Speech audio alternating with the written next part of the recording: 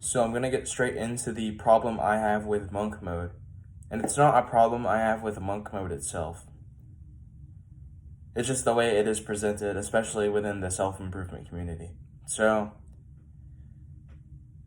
the flaw I have, I think, is it's a short amount of time. A lot of people do it for a short amount of time and do it to a very extreme measure.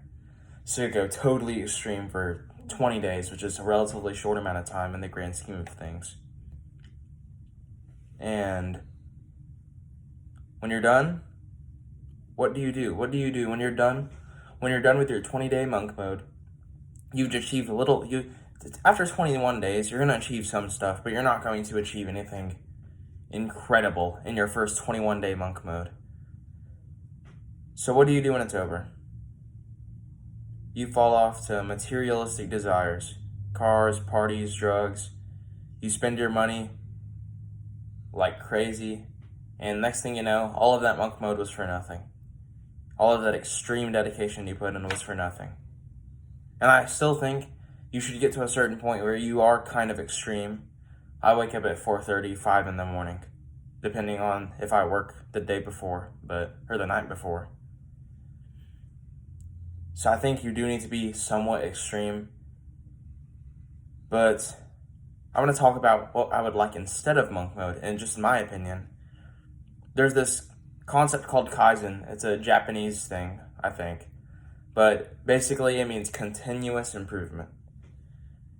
I think monk mode should be a lifestyle that you gradually build on and stay disciplined in.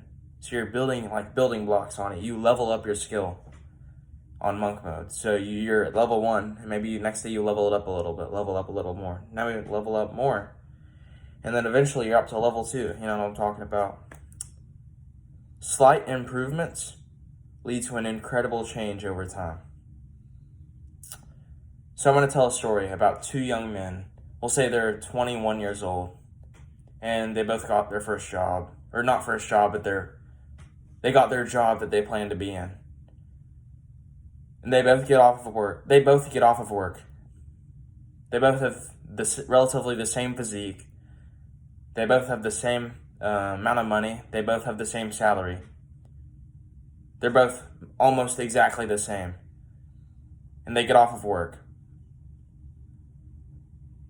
Man number one stops at McDonald's to get a McFlurry. Man number 2 doesn't stop at McDonald's. He goes home. Man number 1 listens to music or listens to the news in the car. And by the way, the news isn't even good for you because it makes you stressed out and heightens your cortisol.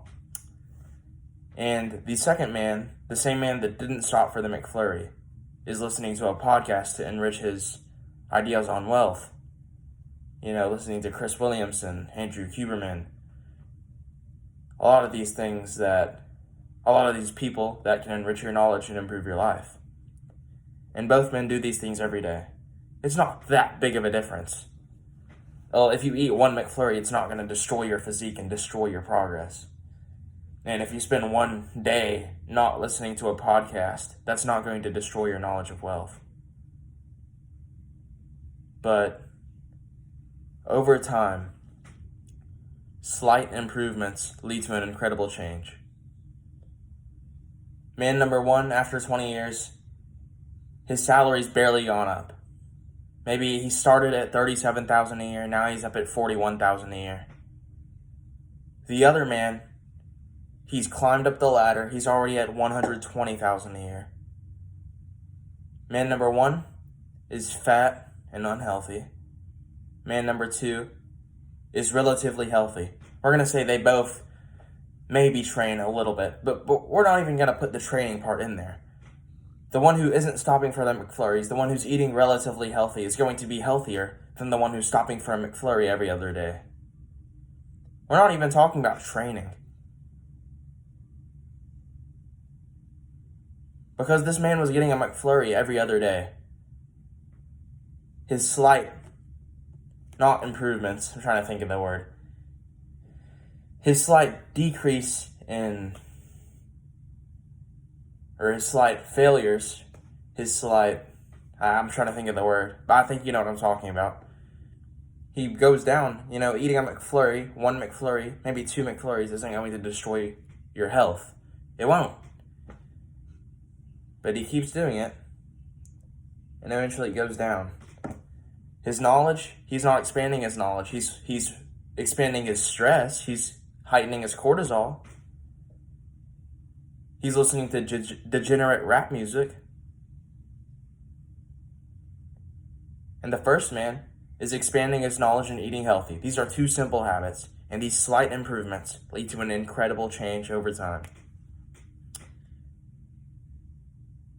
Adding good habits little by little, step by step, can change your life drastically, especially compared to your peers who aren't doing these small, insignificant habits.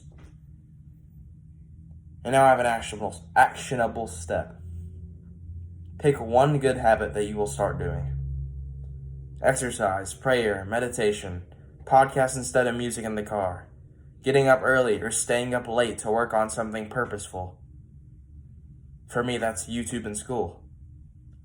And one bad habit you will stop doing. Putting these disgusting creamers and sugars and artificial sweeteners in your coffee. Just stopping that and drinking it black. That's not a super big change. You wouldn't feel like you're putting maybe a tablespoon of sugar or cream in there. You may be putting a little tiny bit of sugar. You may not even be putting that much. You may think it's not even that sweet. Maybe you're putting a tablespoon of milk in there. Milk's not even good for you. Estrogenic. But that slight change, those slight improvements will help your life grow exponentially. And then you add more. You build on these good habits. You build on more good habits. You stack these habits.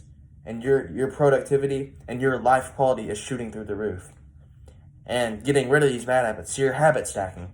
You're stacking these good habits on top of each other. So that's the actionable step. Start with one good habit, one bad habit. Gradually build on those. Stay disciplined. You're going to mess up. It's going to happen. You're not going to be perfect. You won't. But do the work, do the hard work when you don't feel like it. Stay disciplined and work on your goals. I think working towards a goal is one of the biggest parts of just living a purposeful life, is having goals that you want to reach. Stay disciplined, work on your goals financially, physically, most importantly, spiritually. Whatever that may be for you. And do the hard work in those areas, even when you don't feel like it. And that's discipline. You may not feel like it. A lot of the time you won't feel like it. You have to do it anyways. So, I'm going to show you. Oop, almost fell. I deserve the consequences of my actions. I have my workout routine up here. My morning routine right here. Every day. I've done all of this stuff already, actually. So I need to check that off. But then my decision making framework, that's not important. But these habits, you need to do them even when you don't feel like them. Or you need to do them even when you don't feel like doing them. Because if you only do it when you feel like doing it, you're going to fall off and you're eventually just going to quit. So, do the hard work, especially when you don't feel like it.